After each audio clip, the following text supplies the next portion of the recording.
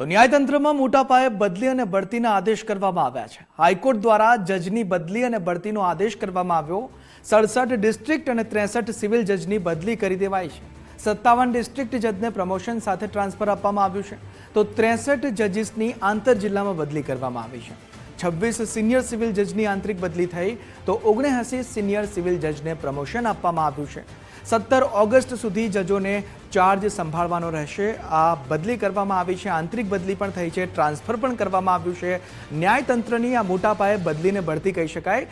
High court દ્વારા આ જજની બદલી અને બઢતીના આદેશ આપવામાં આવ્યા છે। સંવાદદાતા સચિન ફોનલાઈન પર જોડાયા છે। સચિન, હાઈકોર્ટ દ્વારા જજની બદલી અને બઢતીના આદેશ કરવામાં આવ્યા છે, વિસ્તૃત વિગતો। વાત કરવામાં આવે તો ગુજરાત હાઈકોર્ટના રાજ્યના ન્યાયતંત્રમાં મોટો વહીવટી ફેરફાર જે છે કરવામાં આવ્યો છે। મોટા પાયે જજોની બદલી અને બઢતીના આદેશો જાહેર કર્યા છે।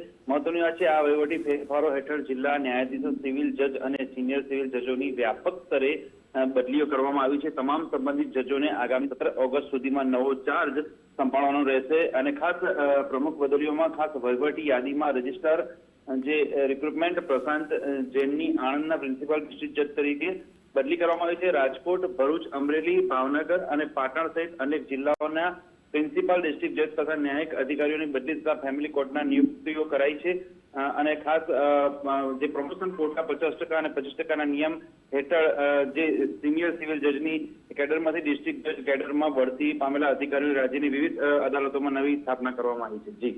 જી સચિન, આભાર માહિતી બદલ।